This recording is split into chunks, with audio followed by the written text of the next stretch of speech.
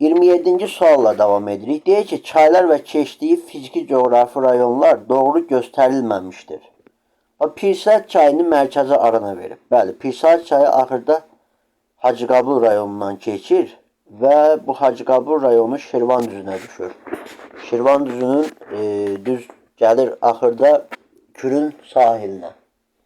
Yəni, bu hissədə təbii ki, mərkəzi Haran düşünə götürə biləcəyik və bunun üzərində Pirsat su anbarı var Hacıqabul rayonu üzərində. Ona görə mərkəzi Aran verə bilərik. Tərtər mərkəzi Aran. Tərtər 11 metr yüksəklikdə tökülür Bərdə rayonundan Kürə. O Bərdə rayonunun aşağı hissəsi mərkəzi Aran zonasına verə bilərik. Türyançay mərkəzi Aran. Bəli, Türyançay Şirvan düzündən gəlir, tökülür. Axırda mərkəzi Aran hissədən tökülür. Arazı mərkəzi Arana verib, Araz Sabirabad rayonunda tökülür Kürə və Sabirabad da mərkəzi Arana düşür. Köndələnçay mərkəzi Aran verib, Köndələnçay Füzuli rayonundan keçir sonda. Yəni, onun da Köndələn getməsi, Qarabağ düzündən başlayıb Köndələn şəkildə döngü verməsi, Köndələnçay. Füzuli rayonu da təbii ki, aşağı Araz boyu düzənliklərində yerləşir və aşağı Araz boyu fiziki coğrafi rayon olaraq adlanır. Bax, bunu səhv veribdir. Orada verməlidir aşağı Araz boyu. Verilmiş xüsusiyyətlər hansı ölkəyə aiddir? Yarımadada yerləşir. 1. Bəli, bax. Yarımadada yerləşir. Materik daxili ölkədir. Monarxiya idarə etmə quruluşuna malikdir. Biz bu sualın cavabına baxsaq və təbii ki, materik daxili ölkə olduğuna görə, okeana çıxışı olmadığına görə bir dənə cavab qalır, o da Vatikan. Mütləq monarxiyanın teokratik qoluna mənsub olan ərazi. Yer kürəsi öz oxu ətrafında 1 dərəcəni 2.5 dəqiqəyə döndüyünü nəzərə alaraq, Bakıdan saat 14:20-də çıxan təyyarə 4 saat uçduqdan sonra Londonda yerə inmişdir. Bakının yerli vaxtını nəzərən təyyarənin Londonda endiyi vaxtı tapın. Bəli, ilkin növbədə nə etməliyik? Bu tip sualda biz burada verilən 1 dərəcəyə əsasən gedişata baxmalıyıq. Belə ki, 1 dərəcə 2.5 dəqiqə verilibsə, bu zaman 1 dərəcə 2.5 dəqiqə verilibsə, bu zaman deyirik ki, 60 dəqiqə, yəni 1 saat nə qədərdir, neçə dərəcədir? Bunu tapanda biz x-in 24 dərəcə çıxdığını nəzərə alırıq. Demək, 1 saat ərzində yer 24 dərəcə dönür. Onda təbii ki, yer öz dövrəsini neçə saata başa vuracaq? 15 saata. Yəni, sutka 15 saatdan ibarətdir. O zaman biz baxırıq ki, Bakıdan 14:20-də çıxan bir təyyarəyə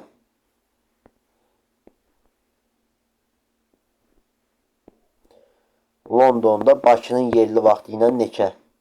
Saat neçədə enəcək? Bakıda 14:20-dən çıxırsa təyyarə, biz qayıdıb deyirik ki, bu vaxtı Londonda saat neçə olacaq? Onu tapmalıyıq. Bakıdan Londona 50 dərəcədir. 1 dərəcə 2.5 dəqiqə olanda 50 dərəcədə 125 dəqiqə olur. 2 saat 5 dəqiqə deməkdir. Bax, 2 saat 5 dəqiqə. Bunu çıxanda nə qalır? 12-15. Bəli, bu vaxtda Londonda 12-15 olur. Və bu təyyarə 4 saat yolda olubsa, bu deməkdir ki, 4 saat irələdikcə Londonda da vaxt 4 saat irəliyir. Bəli. O zaman nə olacaq? Baxın, o zaman biz deyəcəyik ki, sutka 15 saatdır. Onda bunun üzərinə 12, 15-in üzərinə 2 saat 45 dəqiqə gələndə sutka tamamlanacaq. Yerdə nə qalacaq? 1 saat 15 dəqiqə. O da keçəcək digər günə. Yəni saat olacaq gecə 1:15, 2-yə işləmiş. Vəssalam. Keçdik digər sualımız olan Şimali Amerikanın sahillərində olan körfəzləri Saat əqrəbi əksi istiqamətində olaraq ardıcıl düzün. Bəli, saat əqrəbinin əksi istiqamətində. Məsəl üçün, biz tutaq ki, burada başlayaq Main körfəzindən. Main körfəzindən yuxarı gedəndə nədir? Müqəddəs Lavrenti körfəzi. Müqəddəs Lavrentidən də biraz gedəndə Hudson körfəzi, yəni 6-5-1. Hudson körfəzindən isə qaydanda Alyaska körfəzinə gedirik. 4. Alyaskadan təbii ki, keçid alacağıq 2-yə Kaliforniyaya, oradan da Meksikaya. Cavabımız olacaq A variantı. Uyğunluğu müəyyən edin. Tropik cəbhələr, mülayim cəbhələr, qütb cəbhələri. Qütb hava kütlələri ilə mülayim hava kütlələri arasında olur. Bəli, qütb hava kütlələri ilə mülayim hava kütlələri arasında olursa, demək bu nədir? Qütb cəbhəsi. Mülayim hava kütlələri ilə tropik hava kütlələri arasında olursa, bu təbii ki, mülayim cəbhə olacaq. Tropik hava kütlələri ilə ekvator hava kütlələri arasında olursa, ekvatorial cəbhə yoxdur. Tropik hava cəbhəsi var. Bunlar böyük planetar cəbhələrdir. 1-ə C, 2-yə B, 3-ə A. B variantı daha uyğundur. Reqressiya mərhələsində baş verə biləcək dəyişiklikləri ardıcıllıqla yazın. Bu nədir? Reqressiya suyun geri çəkilməsi, qurunun daha da artması. Yəni, dağ-mələ gəlmələr çoxalır, qurunun sahəsi artmağa başlayır. Bu hissəyə baxsaq, ilk növbədə nəyi deməliyik? Birinci növbədə, baxın, burada baxırıq. Dağ-mələ gəlmə mərhələsi nəticəsində qurunun sahəsi genişlənməyə başlayır. Bəli. Başlayır o zaman neynəməyə? Səth örtüyü soymağa. Yəni, niyə səth örtüyü soymalıdır? Çünki bu ümumi şəkildə biz baxırıq ki, su istilik tutumu daha böyükdür. Suyun çox olması yerin üzərində də istiliyin daha çox tənzimlənməsinə gətirib çıxardır. Amma su sahəsi azaldıqca bu proses yerdə soyma prosesini başladır. Yəni, yerin ümumi temperaturun soyması da zaten yer səthinin temperaturu nədən asılı? Ümumi yerin temperaturu, atmosferi, havanın temperaturu səthdən asılıdır. Birinci səth soymalıdır ki, üstü soyuda bilsin. O zaman A-nı verəcək, yəni iqlim soyuqlaşmağa başlayır. Üzr sayın. Birinci əks etdirmə qabiliyyəti artır.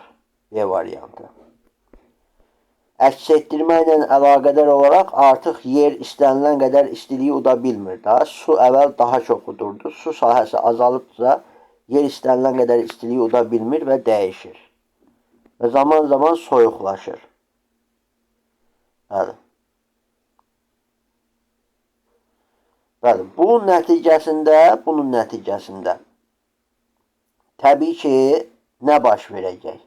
Soyuğa davamlı orqanizmlər inkişaf edəcək, istiyə davamlı orqanizmlər zaman-zaman məhv olub gedəcək. Və sonda da buzların, duz qum köçüntülərinin yaranması prosesi baş verir. Bəli, C. Y, D, B, A, F, C variantı buna uyğun cavabdır. Keçid alırıq. Növbəti sualımız olan 33. Müvafiq olaraq rütubətli tropik, mülayim dəniz və kontinental tropik iqlimə malik olan yarımadaları seçək. Piriney bilirik ki, Aralıq dənizidir. Ərəbistan səhralıqdır. Kamçatka mülayimin dənizindədir. Yucatan, bəli, Meksikaya yerləşdiyi yarımada, orada Beliz ölkəsində yerləşir. Dili İngilis dilidir. İngilis Böyük Britaniya general qubernatoru tərəfindən idarə olunur və özünə dominionluq, özünü idarə hüququ verilibdir. Bəli, müvafiq rütubətli tropik Yukatanda yerləşir. Jutlandiya yarımadası. Jutlandiya yarımadasına biz fikir versək hardadır? Almaniyanın və Danimarkanın yerləşdiyi yarımada. Avropanın şimal hissəsi. Burada mülayimin dənizi özünü göstərir. Balkan subtropikdə bir hissəsi də mülayim kontinentalında yerləşəcək.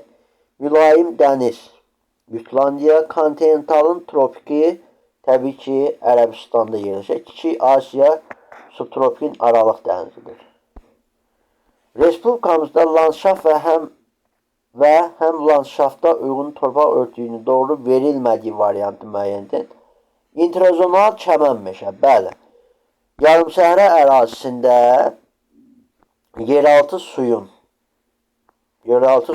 üzə çıxaraq yaratdığı. Bəli, o doğru cavabdır deyə təbii ki götürə bilmərik. Yarımsəhra boz çəmən, yarımsəhralarda bəli, boz çəmənlər yarana bilir. Subab kimli dağ çəmən, bəli, subab kimli dağ çəmən, alplar isə toflu dağ çəmən olaraq bilinir, bu da doğru. Dağ meşə qara şabaldır. Dağ meşələri qəhvəyi palıd meşələr, qonur, fıstıq fələs meşələridir. Burada səhv verib.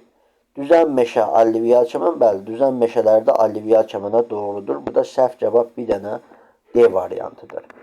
Avrasiyada qərbdən şərqə doğru tundra zonasının genişlənməsinin səbəbi.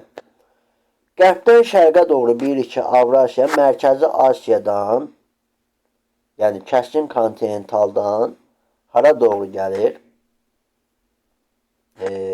Ümumi şəkildə o Sibir zonasından deyək də, şimal hissədən.